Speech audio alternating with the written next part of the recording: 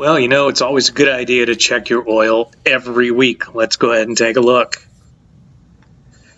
Yeah, it doesn't look bad at all. I think we get a couple thousand more miles out of this, no problem. But I'm getting ready to take a road trip pretty soon. Yeah, maybe I'll just go ahead and change it. What the heck? Hello, happy people, and welcome to your Moment of Zed, the YouTube channel dedicated to the most beautiful car in the world, the BMW Z3, or as the newfies call it, the Z3. I'm Mark, and today we're going to do something very simple, an oil change. But please watch to the end because it does go a little bit sideways on me. But first, let's take a look at our Zeds of the Week, all European edition. Beginning in Munich, Germany, hometown of BMW and Frank's 1999 black 1.9-liter 5-speed manual roadster. Frank is the original owner for this car, 22 years and still going, and he's very proud of it. Beautiful car, Frank, and beautiful scenery. Boy, that looks like a nice area. Thank you so much. Sorry it took so long to get you on. Going south in Europe to Alicante, Spain, and Jorge's 1997 1.9-liter 5-speed manual in Atlanta blue. Looks familiar. What a great color combination, Jorge. Thank you so much.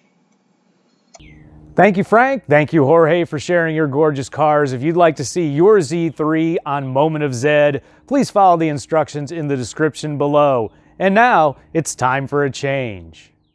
So although my current oil is nowhere near as bad as it looked in the intro, it's a little bit dirty. It's got about 4,500 miles on it, and it's due to be changed in another 500 or so, but I'm getting ready to do that road trip, so I want to put fresh oil in now, and you can see the difference between my current oil on the left and brand new Mobil one on the right. So there's a lot of different opinions about oil. I'm going with a Mobil 1 full synthetic high mileage in 5W30, which is one of the 2 recommended viscosities in the owner's manual. This is generally recommended for colder temperatures, but my internet research also tells me that the 5W30 is fine. And also it was on sale at Costco, so that helped make my decision for me. I'm going with a Wix filter, which comes, again, highly recommended after doing my research. It's a 51213 cartridge-style filter, which comes with the full set of gaskets as well.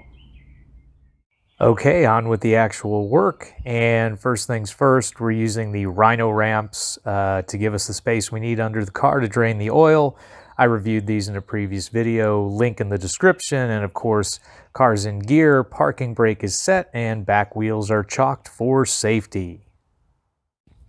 Okay, we've already warmed up the engine to let the oil flow more freely.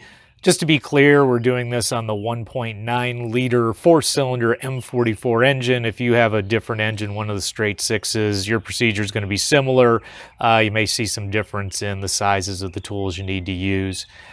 First thing we need to do is loosen the top of the oil filter canister housing to let that oil drain out when we drain from the oil pan.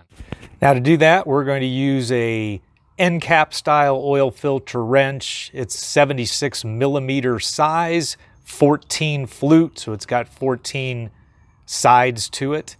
And I picked this up at the AutoZone for like $6.50. It goes onto a 3/8 drive socket and onto the top of the cap, just like that.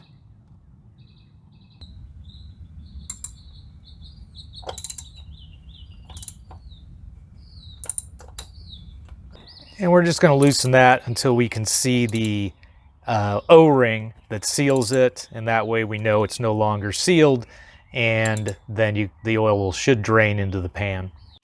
Okay, although it's almost impossible to get on video, you can see that the top of the filter housing is loose. You'd see that it's obviously no longer sealed, and that should help the oil drain back into the pan.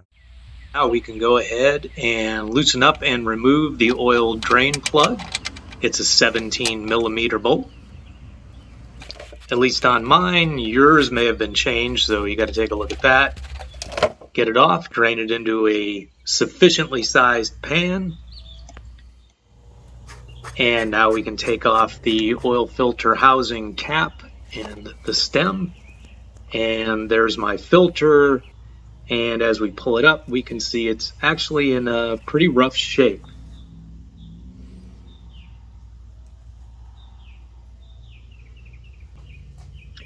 Take a look, make sure there's no debris in the cup. And now we're going to go ahead and remove the old O-rings. There are 3, a large one that seals the cap, and then 2 small ones at the bottom of the stem. We're going to use a pick tool from my Poraxy Kit, which I reviewed in a previous video, link in the description. Be careful, the pick tools are sharp. You don't want to poke yourself in the finger. Not saying I did that, but I might have. And be careful not to scratch or score the plastic you're working on. Just go ahead and get underneath that big O-ring, work it down, eventually it'll pop off. Use the same technique for the small O-rings. Again, be careful, they are rather difficult and rather slippery. Eventually though, as you work them off, they will be removed. And now we can put the new ones on that came in our filter kit. Work the big one over the threads of the cap, little by little, until it finally finds the valley where it's seated. And again, make sure you coat that with some fresh oil to help seal it. Same technique for the 2 small O-rings. I've coated both of them with oil to help seal them. And now we're ready to go. We can go ahead and put the whole assembly back into the vehicle. First, I've put the filter cartridge itself in. I've oiled both of the rubber ends of that cartridge. Now I'm going ahead and putting in the cap, hand tightening it, and then I'm going to finish tightening it up with the filter wrench and a regular ratchet until I can't turn it any further. And then I'm going to go ahead and take the torque wrench, and it needs to be torqued to 25 Newton meters, which is 18 foot-pounds. Okay, so I kind of feel like I'm missing a step, but I'm in a hurry, so we're just going to go ahead and start filling this with oil. Obviously, oil goes into the valve cover, and the 1.9 liters should take between 5 and 6 quarts. I've got 6 quarts.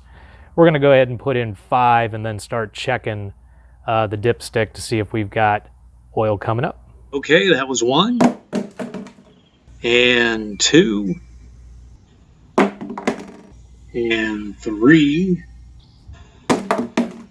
and 4, and finally 5. Let's go ahead and check the dipstick, and kind of strange, it's bone dry. Well, that's weird, but okay. Let's go ahead and put in 6, and we'll check it again, and it's still bone dry. That's even weirder. Huh.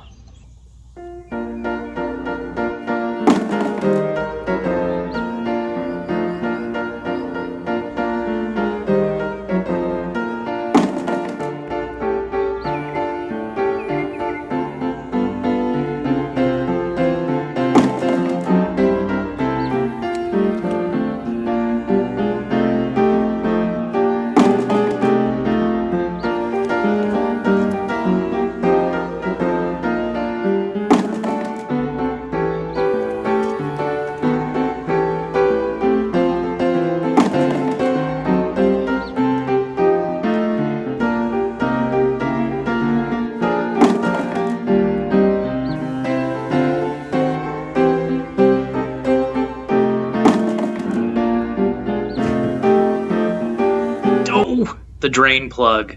Make sure you put the drain plug back before you put in fresh oil. Now I've kept the old washer on mine. It's plastic. It was going to be impossible to remove, and it seems to work fine. Tighten it enough so that it doesn't leak, but don't over tighten. Then fill with your fresh oil and check the level. It should be between the 2 marks in the middle of the dipstick. If it's not, just add more.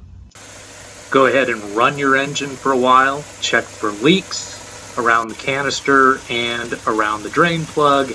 No leaks, you're good to go. Then double check the oil again since the oil filter canister is full, and you should be all set. Clean up your mess. Remember, the solution to pollution is dilution.